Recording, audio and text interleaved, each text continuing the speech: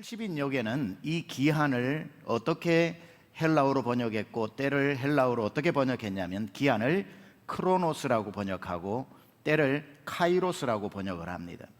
크로노스는 흐르는 시간, 24시간, 1시, 2시, 3시, 4시 하는 흐르는 시간을 크로노스라고 이야기하고 영어로 chronology라고 얘기하죠. 시간의 흐름.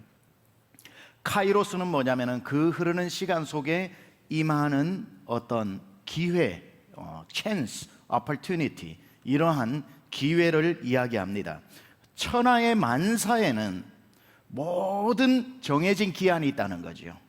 정해진 기한이 있고 그 정해진 기한 안에 하나님이 주시는 기회들이 있다라고 이야기하는 게 1절입니다. 천하 만사, 범사의 기한이 있고 천하 만사에는 때가 있다.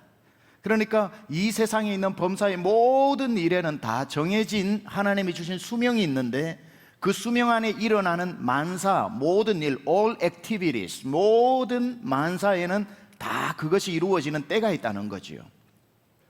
올림픽이 한창 진행 중입니다. 올림픽에 조금 우리가 아쉬운 마음이 있기는 하지만 축구를 예를 한번 들어보겠습니다. 국가대표 축구 선수 보통 한 25명이 착출되고 11명이 뛰고 5명 정도가 후보로 이렇게 준비를 하고 있습니다. 축구는 전반 45분, 후반 45분 총 90분을 경기를 하게 되고 각 한 팀당 11명, 22명이 뛰게 됩니다. 25명 중에 11명과 플러스 5명의 후보 16명이 선수군으로 나오게 됩니다. 그러면 이 축구에 있어서 90분이라고 하는 것은 어떻게든지 흘러가는 크로노스입니다. 그러나 90분이 흘러간다고 해서 선수인 나에게 기회가 오는 건 아니지요.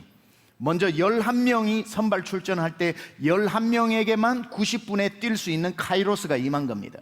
열심히 뛰고 있는데 후반전이 되고 후반전 시간이 흘러 한 15분밖에 남지 않았을 때에 5명의 후보들은 진짜 자기의 때가 오기를 기다리고 있죠.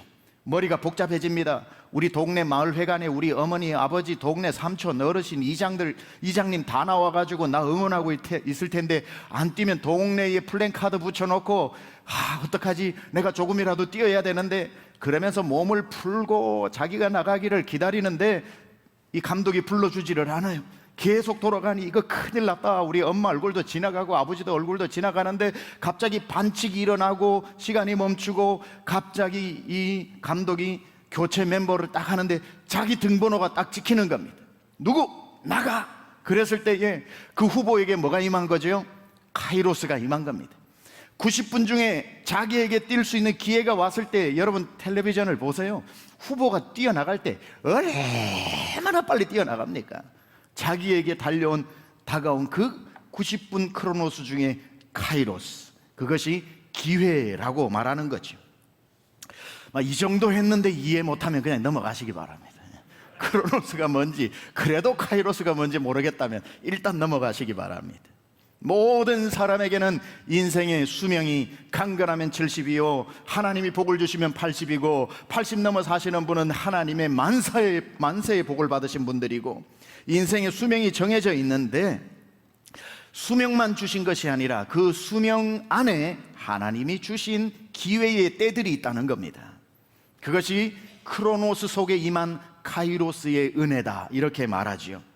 자, 오늘 본문에는 2절에서 8절까지 보다 보면 7구절이 나오는데 7구절, 각 구절 안에 4개의 때가 나오니 7, 4, 28 해서 28개의 때가 나오고 있습니다.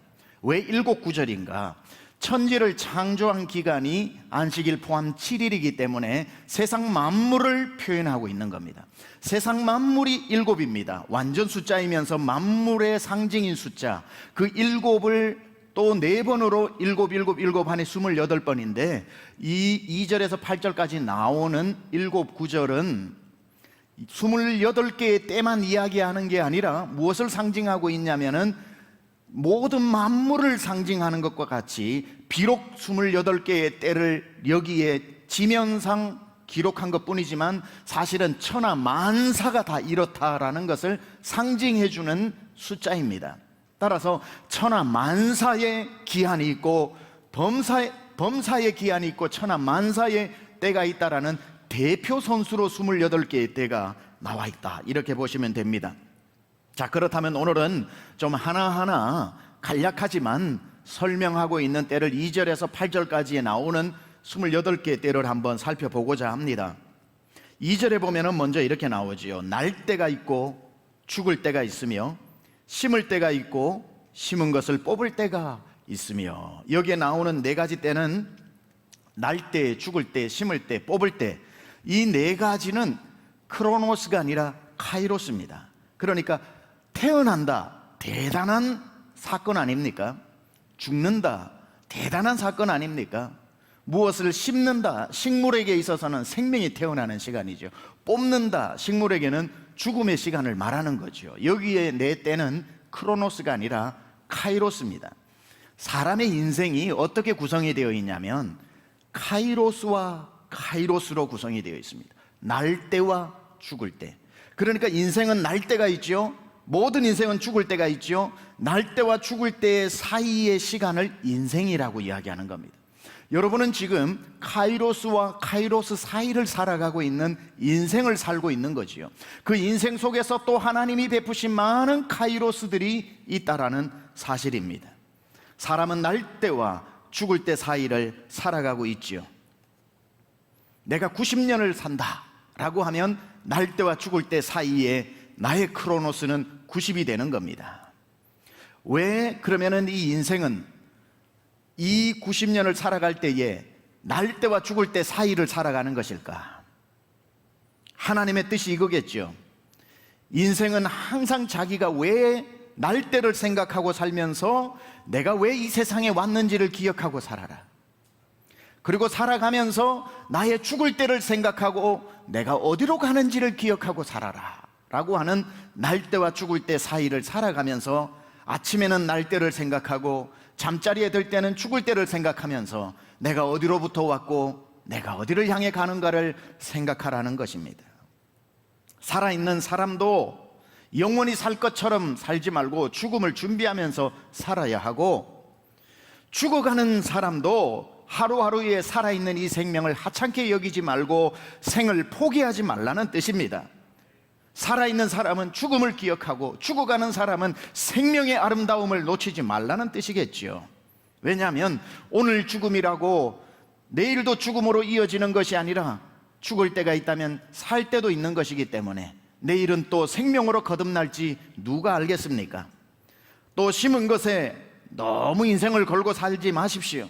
어느 날 벼랑간 심어 놓았던 것이 뽑혀지는 날도 있을 것이니 심어 놓은 것에 소망을 다 두지 말고 하늘에 있는 하나님께 소망을 두시기 바랍니다.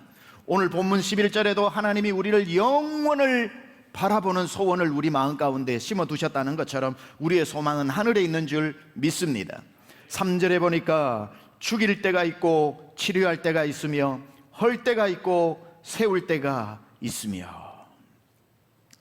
여기에 단어에 무서운 단어가 나옵니다. 죽일 때가 있다.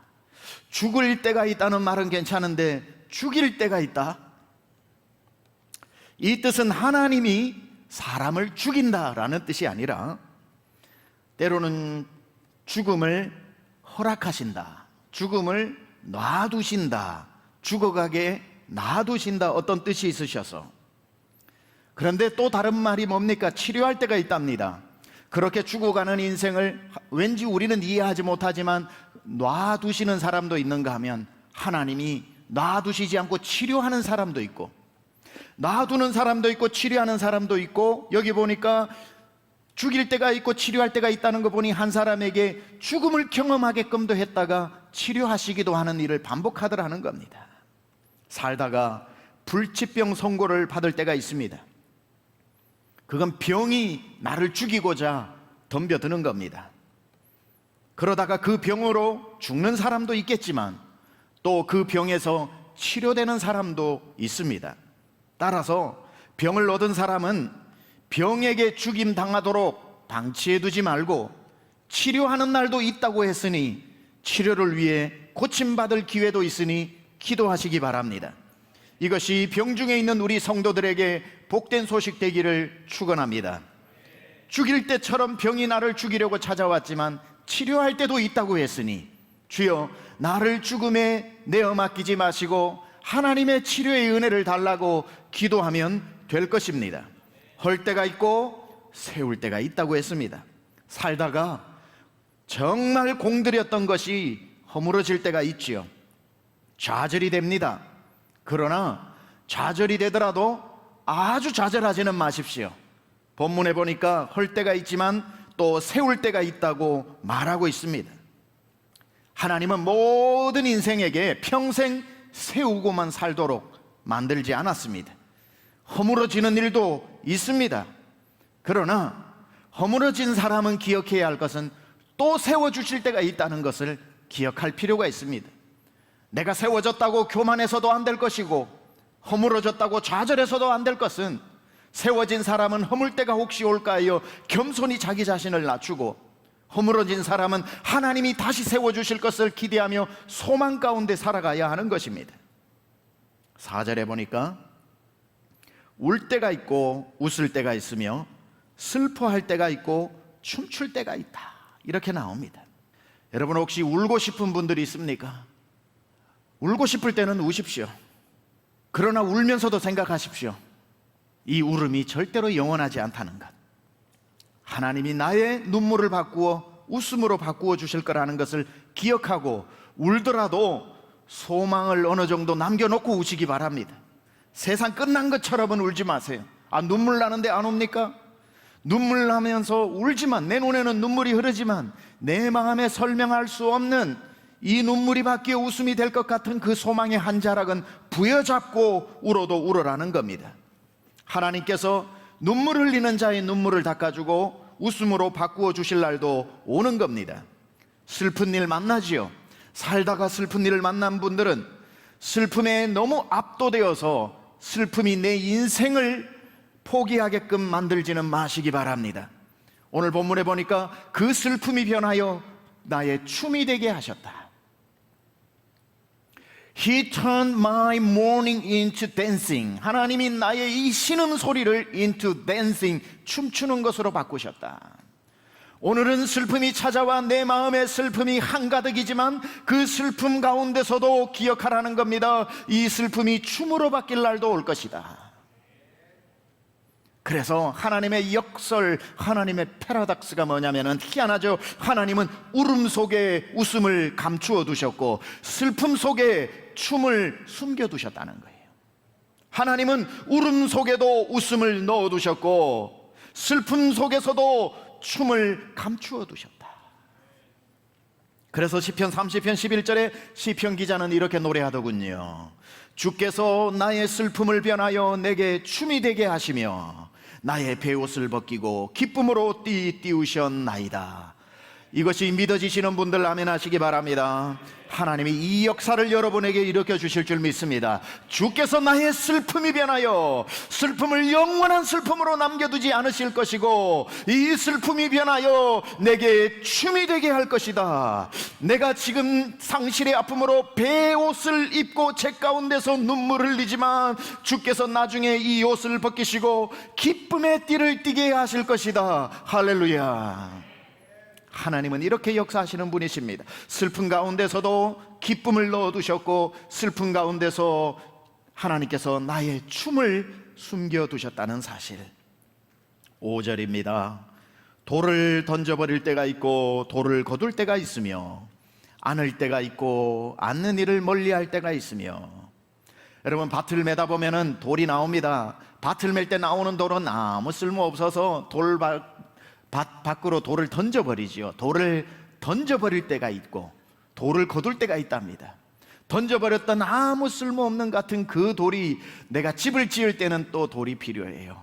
다시 버렸던 돌을 찾아와 그 집에 기초석을 놓고 모퉁이 돌을 놓고 머릿돌을 만들기도 하니 영원히 버려지는 돌도 없고 영원히 주인의 자리를 차지하는 돌도 없는데, 성경에 보면은 이 돌에 가장 어울리는 한 분이 예수님이지요. 건축자들의 버린 돌이 하나님은 그 건물의 머릿돌과 코널스톤 모퉁이 돌이 되게 하셨으니 내 인생에 필요 없어서 오늘 버려버렸다고 해서 영원히 버려지는 것이 아니라 요긴하게 쓰임받을 때도 있으니 내 인생이 돌과 같아서 하나님이 날 버리고 사람들이 날 버렸다고 해도 내가 실망하지 않을 것은 하나님이 나를 다시 찾으실 때는 내가 모퉁이 돌이 되리라, 내가 머릿돌이 되리라. 버려진 자는 하나님이 찾으실 날을 기대하는 것이고 하나님이 찾아 쓰실 때는 내가 교만하지 말고 겸손하여 하나님이 긍휼을 베풀어 나에게 기회를 주셨다고 감사하며 자세를 낮추며 살아야 하는 것입니다.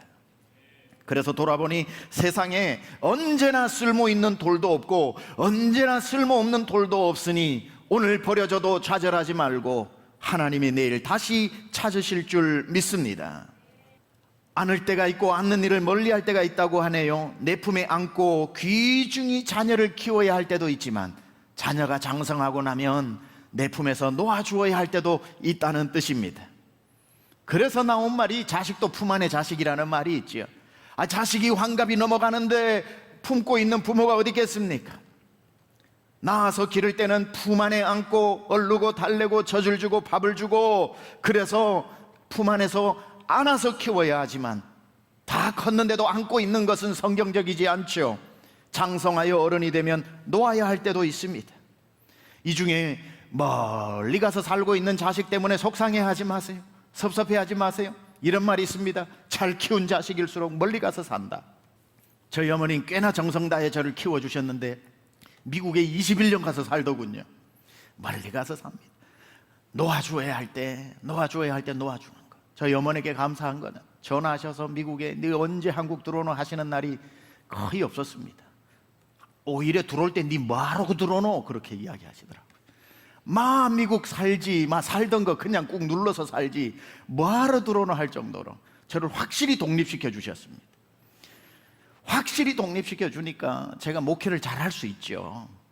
명절이 돼도 오라고 하시지 않고, 물론 어르신들 말을 다 믿으면 안 됩니다만 오지 마라는 말 속에 오라는 강렬한 그 메시지를 들을 줄 알아야 이 효자이긴 한데 저는 목회를 일단 하다 보니 오지 마라 그러면 오지 말라는 줄 알고 지금 열심히 명절에도 못 내려가고 있습니다만은, 그래서 저희 어머님은 니는 미국에 있을 때나 서울에 있을 때나 똑같다라고 이야기는 하시는데 품을 때가 있고 잘 키워 세상에 내어놓고 쓰임받게 할 때도 있어야 되는 거지요. 안을 때가 있으면 멀리 놓아주어야 할 때도 있는 겁니다. 멀리 사는 자녀 보고 싶을 때도 있고 서운할 때도 있겠지만 잘 키웠다는 뜻으로 알고 위로받으시기 바랍니다. 대신 안아주어야 할 때 안아주어야 합니다.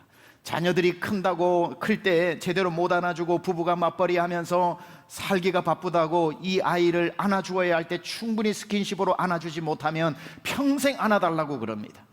환갑이 되어도 안아달라고 그러고 칠순이 되어도 안아달라고 합니다. 사랑은 채워져야만 넘치기 때문에 안 채워진 건 계속 안아달라고, 나중에 안아달라는 소리를 어떻게 하냐면은 사고 쳐서 안아달라고 그러고 다 돈을 잃어버려가지고 돈 대달라고 안아달라고 그러고 계속 부모의 손길이 필요하게 만든다는 거예요. 어릴 적에 아무리 부부가 바빠도 우리 교회 젊은 부부들 지금은 엄청 많이 교회로 오고 성장하고 있는데 그 아이들도 헌하시게 얼마나 많은 아이들이 태어나는지 모릅니다. 아무리 바빠도 안을 때 충분히 안아주고 놓을 때 충분히 기쁘게 놓아주는 것, 안을 때가 있고 아는 것을 놓아주어야 할 때가 있는 성경의 진리를 꼭 깊이 새기시기 바랍니다. 6절에는 이렇게 말합니다. 찾을 때가 있고 잃을 때가 있으며 지킬 때가 있고 버릴 때가 있다. 물질의 소유를 말합니다. 돈이 노력 이상으로 마구 벌릴 때, 이걸 찾을 때를 만난 겁니다. 찾을 때 뭘 해도 찾아지는 때가 있어요.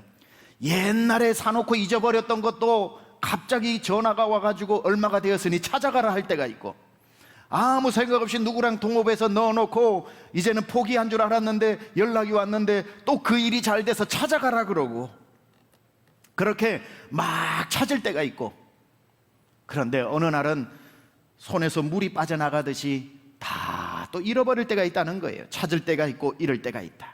따라서 물질을 찾아 많이 가지고 있다고 교만하지도 말고 내 손에서 다 빠져나갔다고 절망하지도 말 것은, 빠져나간 사람은 찾을 때를 또 기다리면 되는 것이고, 찾은 사람은 또 빠져나갈 것을 생각해서 마음을 내가 세상의 주인처럼 교만하여 살지 말라고요. 하나님은 교만한 자를 대적하시기 때문에 신속히 뺏어가실 것입니다. 그러나 가지고도 겸손하면 하나님이 좀 더 맡겨보시고, 언제 네가 교만하나 그때 내가 가져가면 되지 하고 계속 겸손하면 맡겨두시더라고요. 하나님은 겸손한 자에게 은혜를 베푸신다고 하셨습니다. 그래서 진짜 지혜로운 사람은 뺏기지 않고 미리 알아서 놓는 사람입니다.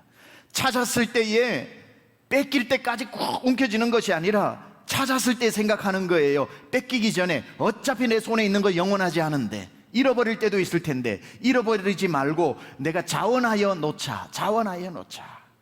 그게 지킬 때가 있고 버릴 때가 있다라고 하는 말인 거죠. 그걸 오늘 이 전도자가 노래하고 있는 거지요. 지킬 때가 있다면 버려야 할 때, 아낌없이 나누어야 할 때, 주께 드릴 때가 있다. 드리는 것도 카이로스입니다.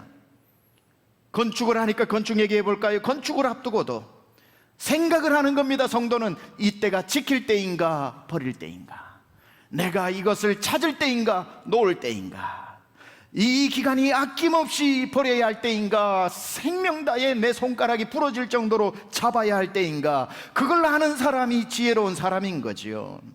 건축이라고 하는 카이로스의 기회는 내 평생 신앙생활에도 한두 번 올까 말까 한 기회 때 내가 잡아야 할 때인가 놓아야 할 때인가는 여러분이 더 잘 아시리라고 생각합니다. 7절에 이렇게 말씀합니다. 찢을 때가 있고 꿰맬 때가 있으며 잠잠할 때가 있고 말할 때가 있다. 찢을 때가 있고 찢어진 것을 꿰맬 때가 있답니다. 스스로 생각하여 나는 찢어진 사람이라고 생각하면 주님이 꿰매어 주시기를 축원합니다. 찢을 때가 뭘까? 해석이 분분합니다. 경제적인 파탄을 만났다, 몸의 질병을 만났다, 여러 가지들로 해석하는 해석들이 있습니다. 그러나 저는 이 찢을 때가 있으면 꿰맬 때가 있다고 할 때에 이 찢을 때를 한번 이렇게 해석을 해보려고 합니다. 요엘서 2장 13절에 보면은 마땅히 찢어야 할 것에 대해서 이렇게 나옵니다. 너희는 옷을 찢지 말고 마음을 찢고 너희 하나님 여호와께로 돌아올지어다. 회개를 이야기하는 겁니다. 회개하며 하나님 앞에 통회하는 것. 요엘 선지자가 이스라엘 백성들, 죄 많이 지은 이스라엘 백성들을 향해서 너희는 옷을 찢지 말고 뭘 찢으라고요? 마음을 찢으라. 이게 무슨 말인 줄 아세요? 이스라엘 사람들은 회개할 때에 회개의 방법으로 옷을 찢는 방법으로, 그 패션 오브 크라이스트에 보면은 막 대제사장들이 옷을 딱 찢으면서 이 뭐 화로다라고 하면서 막 그렇게 회개하고 분노하고 하는 게 나오죠. 이스라엘 사람들은 이 말에 의해서 회개할 때 옷을 쫙쫙 찢으면서 합니다. 이 뜻이 뭐냐면, 왜 회개할 때 옷을 찢는가? 그것은 한 두 가지 정도의 의미가 있어요. 옷이 가장 귀한 것이잖아요. 그래서 옷이 재산이었습니다. 나의 가장 귀한 것을 찢으면서 하나님 앞에 진심으로 회개하는 것을 보여주는 겁니다.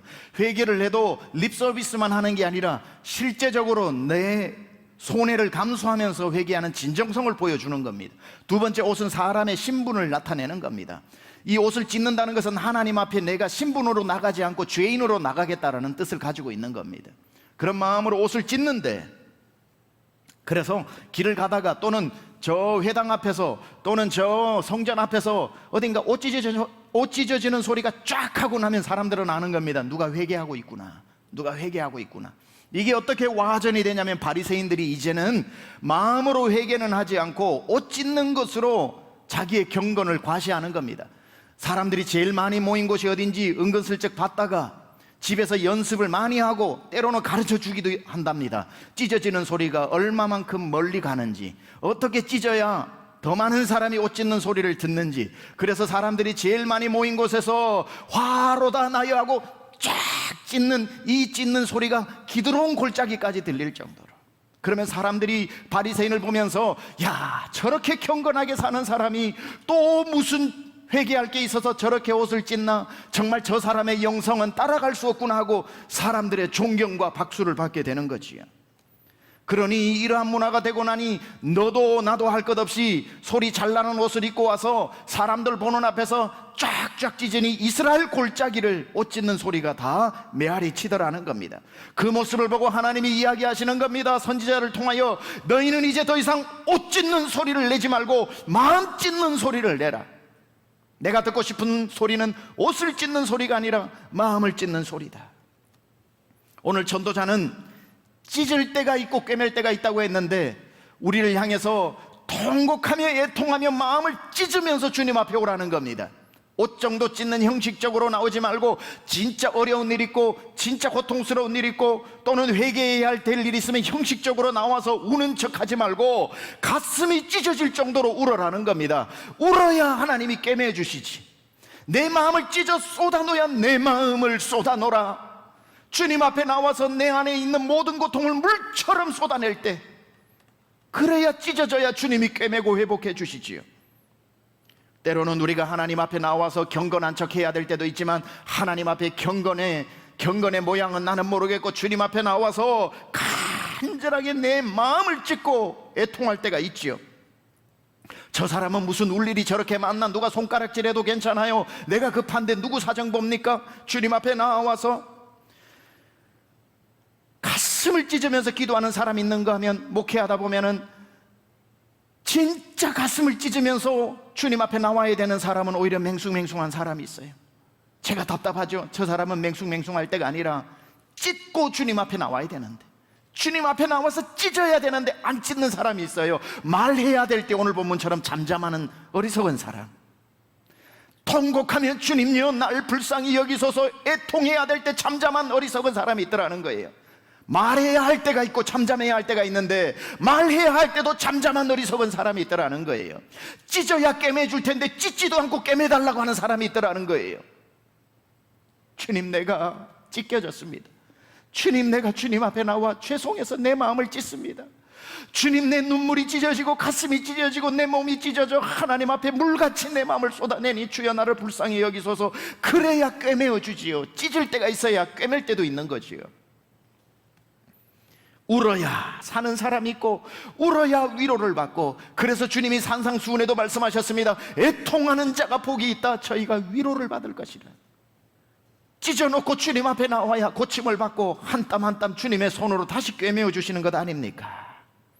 웃을 때가 언제인지, 마음을 찢으면서 울 때가 언제인지를 아는 사람은 지혜로운 사람이요, 내가 입을 열어 주님께 구해야 할 때가 언제인지, 잠잠하게 주님을 묵상해야 할 때가 언제인지를 아는 것도 지혜인 줄 믿습니다. 8절에는 이렇게 말합니다. 사랑할 때가 있고 미워할 때가 있으며 전쟁할 때가 있고 평화할 때가 있느니라. 여러분, 누군가를 사랑하지만 그 사랑이 영원하지 않고 거절당할 때도 있고 미움을 당할 때도 있고 내가 미워질 때도 있다는 것 여러분 기억하셔야 됩니다.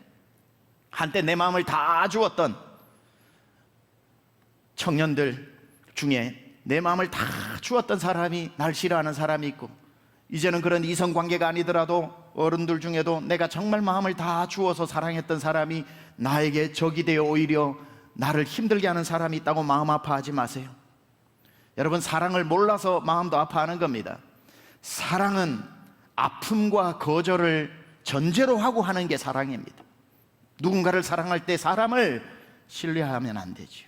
준 만큼 사랑받으려고 생각하지 말고, 사랑할 때가 있으면 미움을 당할 때도 있다는 것을 알고 그저 주님이 십자가에 달릴 줄 아시면서도 사랑해 주신 것처럼, 12제자가 다 배신할 것을 알면서도 그들을 사랑하시되 끝까지 사랑하신 것처럼, 그 사랑은 배반당할 준비, 거절당할 준비를 하면서 미움당할 준비를 하면서 사랑하면 되는 것이기 때문에, 누군가를 사랑했는데 그 사람 때문에 오늘 아파하고 있다면 툴툴 털어버리시기 바랍니다. 그게 사랑인 겁니다.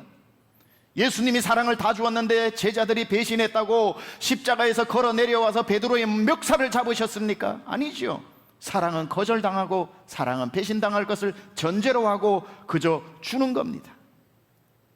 그렇게 따지면 세상에서 가장 많이 거절당하는 사랑은 부모의 사랑이지요. 부모는 평생 자식에게 거절당하면서도 사랑을 포기하지 않는 사랑입니다. 밥 먹어, 안 먹어, 항상 거절당합니다. 추운데 두꺼운 옷 입고 가, 아 됐어. 일찍 들어와, 아니 오늘 늦게 들어와. 공부해, 게임할래, 친구 잘 사귀어라, 내가 제일 나빠, 나물 반찬 더 먹어라, 고기 반찬 줘. 어디 하나 부모 말 듣는 자식이 어디 있습니까? 항상 거절당하죠. 항상 거절당하지만 어느 부모가 그 사랑을 포기하는 사람이 어디 있습니까? 그래도 부모는 거절당하면서도 자식을 미워하지 않고 계속 사랑합니다. 거절을 수만 번 당해도 또 아침이 오면 밥 먹어로 시작을 하고 안 먹어로 대답 들으면서 그 아이를 키워내고 있지요. 사랑할 때가 있지만 사랑의 보상을 기다리지 말고, 사랑하고도 미움당할 수가 있으니 너무 좌절하고 그 사람에게 실망하고 마음 아파하고 마음 닫아버리고 이제 아무도 사랑하지 않을래 하지 말고, 십자가에 달리기까지 거절당하고 배신당해도 우리를 사랑하시되 끝까지 사랑한 예수를 잠잠히 묵상하면서 주님을 기억함으로 여러분 그 슬픔과 억울함을 이겨내시기를 축원합니다. 자, 그래서 오늘 본문의 최종 결론이 무엇인가? 결론이 11절 상반절인데 같이 한번 읽어볼까요? 시작. 하나님이 모든 것을 지으시되 때를 따라 아름답게 하셨다. 여기 나오는 24가지 때가 다 하나님은 아름답게 하셨답니다. 하나님이 정해놓은 기간 안에 일어나는 모든 카이로스는 다 아름다운 일이라고 이야기합니다. 우리 눈에는 날 때가 아름답고 죽을 때는 아름답지 않은 것 같고, 심을 때가 아름답고 뽑을 때는 추한 것 같아도 성경은 모든 것이 아름답답니다. 그래서 감사함으로 받으면 버릴 것이 없다고 이야기하니, 디모데전서 4장 4절입니다. 하나님께서 지으신 모든 것이 선함에 감사함으로 받으면 버릴 것이 없답니다. 오늘 전도서에서 28가지 때에 대해서 이야기하고 있는데, 이것은 모든 때의 대표 선수라고 얘기했습니다. 그 결론이 뭐냐면 이 모든 때가 아름답다.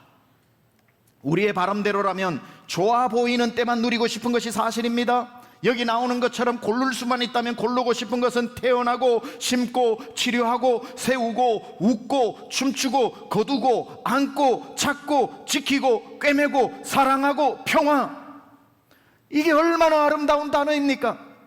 그런데 오늘 본문에는 그 반대, 죽고 뽑고 이것도 아름답다고 이야기합니다. 꼭대기만 아름다운 것이 아니라 골짜기도 아름답다고 이야기하는 거지요. 여름만 아름다운 것이 아니라 찬바람이 불어와도 겨울도 아름답다고 이야기하고 있네요. 제 이야기가 아닙니다. 오늘 성경의 이야기란 말이지요. 웃음만 아름다운 것이 아니라 눈가에 이슬처럼 맺힌 눈물도 아름답다고 이야기합니다. 아라비아 속담에 이런 속담이 있더군요. 사시사철 햇빛만 비친다면 그곳은 사막이 되고 만다. 우리 인생에 햇빛만 비치면 좋겠지요. 그러나 햇빛만 비치면 사막이 된답니다. 사막에는 강도 없어요, 꽃도 없어요, 새들도 없어요, 아무것도 없어요. 햇빛만 있어요.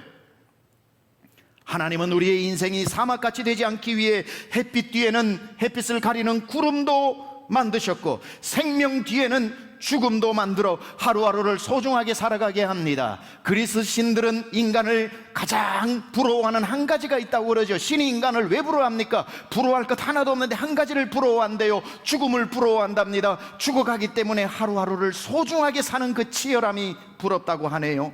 찾음 뒤에 이름이 있어야 찾음도 고마운 것이고, 내게 주어진 것에 감사를 잃어버릴 것을 기억하고 내 손에 오늘 주어진 것이 비로소 감사가 되어지는 것이니, 어떤 면에 있어서 생명을 가장 생명답게 하는 것은 죽음이 기다리고 있기 때문에 오늘의 생명이 이토록 찬란히 빛나는 것 아니겠습니까? 생명 자체로 아름다울 수 없는 것은 모든 사람이 가는 죽음의 때를 걸어가기 때문에 하루하루가 이토록 값지고 귀하고 감사한 일 아니겠습니까?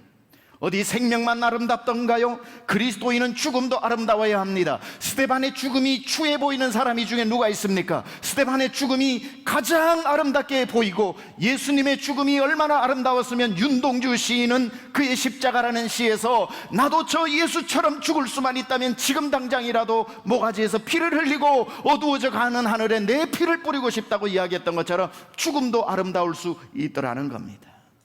하나님이 모든 때를 아름답게 하셨다는 것을 깨닫는 순간 내가 주어진 모든 이 때가 아름답다라는 것을 인식하게 되는 겁니다. 전혀 아름답지 않은 줄 알았는데, 이거 빨리 벗어버려야 하는 건 줄 알았는데, 치가 떨릴 정도로 싫었던 이 시간도 하나님이 그것도 아름답다, 그것이 끝이 아니라 그 뒤에 내가 준비한 것이 있기 때문에, 찢음 뒤에는 고침이 있고, 눈물 뒤에는 춤이 있고, 슬픔 뒤에는 노래가 있고.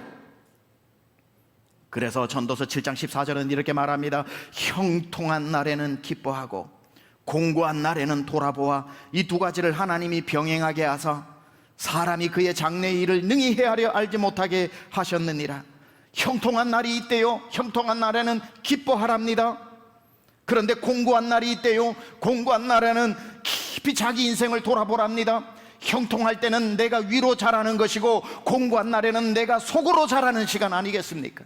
하나님은 우리가 위로만 자라는 인생이 아니라 위로도 자라고 속으로도 자라라고 형통한 날도 주시고 공고한 날도 주셔서 위로도 자라고 reaching up, reaching in까지 하라고 주님께서 그렇게 우리에게 형통한 날과 공고한 날을 번갈아 주시더라는 겁니다.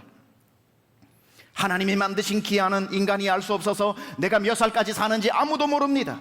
일부러 모르게 했답니다. 그리고 그때도 모른답니다. 내가 언제쯤 성공하고 언제쯤 내가 이것을 할지, 성공도 내가 언제 이 질병에서 고침을 받는지도 주님이 안 가르쳐 주신답니다. 그런데 신비한 건 모르기 때문에, 얼마를 살지 모르기 때문에, 고침을 받되 언제 고침을 받을지 모르기 때문에, 내 어려워진 상황이 꿰매어질 때인데 언제 꿰매어지는지 모르기 때문에, 그래서 주님을 의지하게 된다는 겁니다. 매일매일 주님을 포기하지 않고 주님을 붙잡게 되고 주를 의지하게 되고, 되돌아보아라 이 두 가지를 하나님이 병행하게 하사 사람이 그의 장래 일을 능히 헤아려 알지 못하게 하심으로 매일매일 주를 신뢰하게 하는 것. 그래서 오늘 11절에도 그러나 하나님이 하시는 일의 시종을 사람으로 측량할 수 없게 하셨도다. 병중에 있는 사람 하나님께서 고치시겠지만 여러분에게 내가 몇 날 며칠 고쳐주겠다 말씀하지 않았죠. 몇 날 며칠 고쳐주지 않겠다고 말씀하신 것이 너무 답답하고 궁금하고 힘들지만 언젠지 모르니 내가 오늘도 주를 의지하고 있더라는 겁니다. 고통 중에 있는 성도가 고통의 끝을 모르기 때문에 고통 가운데 오히려 주를 더 의지하고, 고통의 끝나는 날은 오겠지만 남는 것은 더 의지한 주님이 남게 되는 거지요. 그래서 어려운 시간을 다 보내고 있지만 보내는 인생이 해야 될 일은 한 가지입니다. 내가 모른다고, 그 끝을 모른다고 주님도 모르시는 게 아니다. 하나님은 시종을 다 알고 계시기 때문에 내게 당한 이 끝을 주님은 아시고 그것을 준비하고 계시기 때문에 우리의 고백은 한 가지입니다. 시편 37편 5절, 내 길을 여호와께 맡기라. 그를 의지하면 그가 이루시고. 다 모르기 때문에 맡겨야 하는 거예요. 내가 아무것도 모르기 때문에 더 맡겨야 하는 겁니다. 사랑하는 여러분, 하나님은 여러분에게 가장 아름다운 때를 허락해 주셨습니다. 바라기는 그것이 보이는 눈이 열리기를 축원합니다. 말씀 마칩니다. 인생에서 그러므로 가장 좋은 날은 오늘입니다. 금 중에서 제일 비싼 금이 지금이라고 그러죠. 가장 좋은 사람은 나와 함께 지금 있는 그 사람. 가장 좋은 교회는 내가 다니는 교회. 왜냐하면 모든 때를 아름답게 하셨다고 했으니 오늘도 그 모든 때 중에 하루가 아니겠습니까? 내가 다니는 교회, 나와 함께 사는 사람, 내가 누리는 지금 이 시간, 가장 감사한 것은 언젠가 주어질 것이 아니라 내 손에 있는 그것. 이것을 보는 눈이 열려야 합니다. 아, 내가 가장 인생의 아름다운 때를 살고 있구나. 아무것도 알 수 없는 인생을 혼자 힘으로 살지 말고 모든 것을 다 아시는 하나님께 여러분 인생을 맡기시기 바랍니다. 그래서 여러분의 매일의 삶이 하루하루 점점 더 아름다워지기를 우리 주 예수 그리스도 이름으로 축원합니다.